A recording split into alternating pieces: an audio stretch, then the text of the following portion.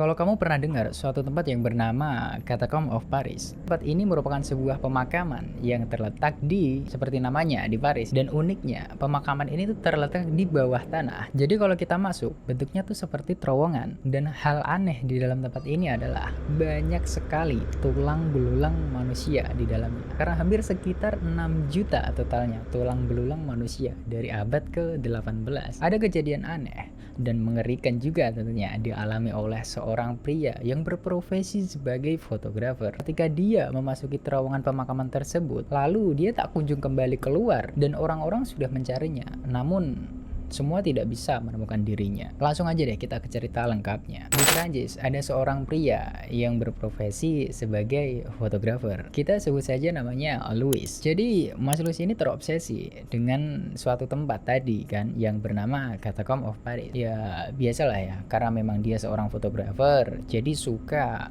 mengabadikan atau memotret hal-hal yang unik, tempat-tempat yang unik untuk kebutuhan proyeknya. Jadi di hari itu dia memutuskan untuk mengunjungi tempat Catacomb of Paris ini, pemakaman bawah tanah ini, sembari menyiapkan beberapa peralatan kamera yang dia bawa. Lalu sebelum dia masuk, dia ingin menyewa seorang teman, lebih tepatnya menyewa seorang pemandu untuk memandu dirinya masuk ke dalam terowongan ini. Karena dia ini hanya punya sedikit informasi mengenai terowongan ini, maka dari itu ya memang butuh untuk dipandu, ya kan. Namun sayangnya dia mendapatkan pemandu yang mungkin belum profesional atau masih amatiran.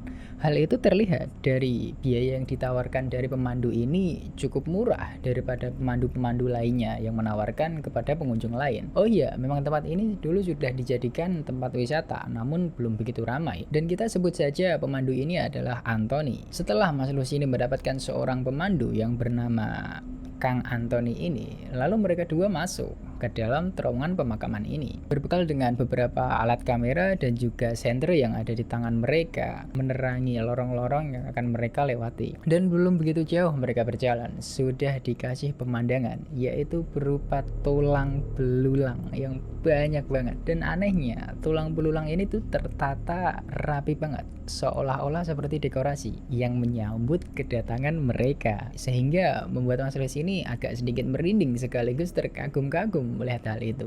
Sehingga dia bertanya kepada Kang Anthony, Kang, kok bisa sih ada tulang-tulang sebanyak ini di tempat ini? Ya karena memang dulu tempat ini dijadikan pembuangan jasad-jasad Mas, dari pemakaman-pemakaman yang sudah penuh di daerah Paris. Begitu jawab Kang Anthony. Sembari mereka berbincang-bincang di dalam perjalanan, tak terasa cukup jauh mereka berjalan, hingga pada akhirnya mereka menemukan sebuah persimpangan, yang mana persimpangan ini mengarah kepada lorong sebelah kiri dan juga lorong sebelah kanan. Akhirnya Mas Lucy ini pun bingung kan, karena pengen lewat yang mana nih? Tanyalah dia kepada Kang Anthony, Kang, kira-kira kita lewat yang mana ini Kang? Begitulah tanya Mas Louis. Kita kayaknya harus lewat yang kanan aja deh Mas. Feeling saya soalnya lebih aman kalau kita lewat yang kanan. Begitu kira-kira jawaban Kang Anthony, karena dia sendiri sadar dia bukanlah pemandu yang profesional, masih amatiran gitu, nggak original lah pokoknya. Meskipun sudah disarankan oleh pemandu atau Kang Anthony ini untuk lewat jalur lorong kanan, namun perhatian Mas Louis ini tetap tertuju kepada lorong sebelah kiri, yang mana lorong sebelah kiri ini tuh lebih lebih sempit, lebih gelap, lebih ya pokoknya lebih angker lah pokoknya. Sehingga rasa penasaran Mas Louis ini semakin besar terhadap tempat itu. Lalu Mas Louis bilang, kalau kita lewat lorong sebelah kiri, gimana? Nanti setelah lewat lorong sebelah kiri, kita lanjut lagi ke lorong sebelah kanan. Begitu kira-kira yang dibilang Mas Louis, karena dia ingin mengeksplor seluruh tempat pemakaman bawah tanah itu. Dijawablah oleh Kang Anthony, boleh sih Mas, sebenarnya kita lewat lorong sebelah kiri ini, tapi kayaknya nggak boleh untuk terlalu lama. Jadi mungkin kalau Masnya mau tetap lanjut lewat lorong sebelah kiri, saya hanya bisa menunggu di sini. Begitu jawaban Kang Anthony sebagai pemandu yang amatiran. Dan dia sendiri juga mengaku bahwa takut untuk lewat lorong sebelah kiri. Dari jawaban tersebut, Mas Louis masih belum sadar kalau pemandu ini tuh pemandu yang amatiran, pemandu yang ilegal gitu loh.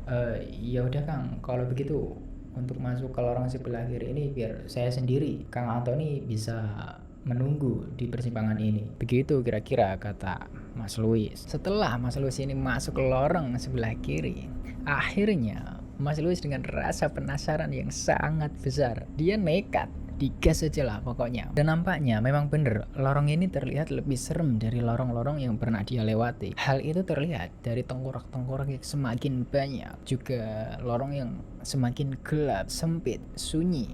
Ia berjalan gak begitu cukup jauh, lalu tiba-tiba ia mendengar suara teriakan. Dan teriakan itu ternyata berasal dari temannya atau pemandunya, si Kang Antoni ini, yang meneriakinya dari kejauhan dari persimpangan. "Jangan lama-lama ya mas." Begitu kira-kira teriakan Kang Antoni yang menyoroti Mas Louis ini dari kejauhan, terlihat samar-samar. Dan Mas Louis merespon dengan melambaikan tangan. Hal itu menandakan bahwa dirinya masih bisa mendengar suara dari Kang Antoni meskipun dari jarak yang cukup jauh. Lalu Mas Louis ini melanjutkan perjalanannya mengeksplor lorong sebelah kiri ini. Meskipun tempatnya cukup menyeramkan, cukup horor, cukup membuatnya merinding, itulah yang membayar rasa penasarannya yang begitu besar. Beberapa langkah Mas Louis melanjutkan perjalanannya, dia malah dikejutkan oleh sesuatu, yaitu dia menemukan sebuah batu yang besarnya kira-kira sebesar kepala manusia, berserakan dengan tulang belulang. Batu tersebut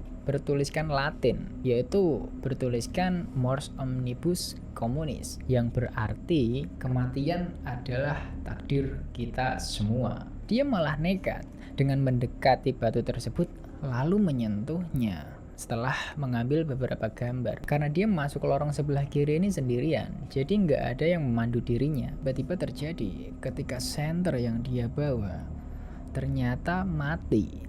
Meskipun senternya sudah dipukul-pukul, diketok-ketok, tetap saja nggak mau hidup. Ketika tidak ada pencahayaan sama sekali, disitulah Mas Louis ini sudah mulai panik. Lalu dia mencoba ingin kembali ke persimpangan karena nggak ada pencahayaan yang bisa dia lihat. Dia mencoba kembali dengan cara merangkak. Belum jauh dia merangkak kembali, tiba-tiba saja dia seperti mendengar suara bisikan yang ada di belakangnya. Sontak dia langsung melihat ke belakang kan. Set, ternyata nggak ada apa-apa di belakangnya. Udah mulai tambah panik, tapi dia mencoba menenangkan dirinya dan dia menyadarkan dirinya bahwa ini tuh nggak ada apa-apa gitu. Setelah dia melanjutkan perjalanannya, dia mendengar suara itu lagi, namun tidak dengan bisikan. Suara yang ia dengar kini berubah menjadi suara tangisan, rintihan yang sangat keras. Hilang rasa penasarannya, pokoknya udah takut banget gitu. Setelah mendengar suara itu, dia bangun, bangkit, lari dari merangkaknya, lari sekuat tenaga menjauhi suara itu, lari tanpa peduli apa yang ada di depannya. Karena dia lari tanpa bisa melihat apapun di sekitarnya, akhirnya dia terjatuh seperti tersandung oleh suatu benda. Ketika dia terjatuh dan melihat benda apa yang membuatnya terjatuh, benda itu terlihat samar-samar di depannya. Dan ternyata itu adalah sepenggal kepala tanpa bola mata.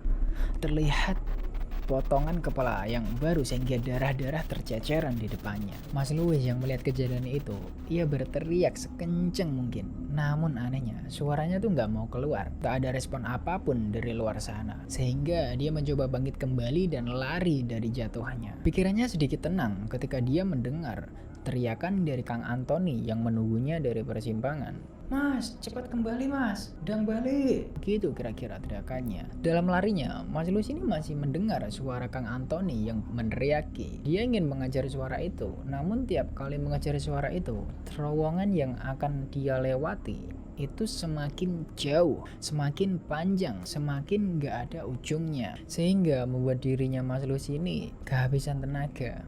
Hingga akhirnya dia lebih milih pasrah untuk pada saat itu. Kang Antoni yang penakut ini hanya bisa menunggu dari luar.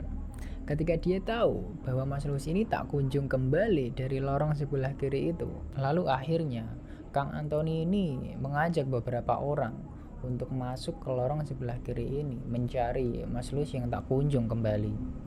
Namun naasnya mereka tak menemukan diri Mas Louis. Mereka hanya menemukan kamera.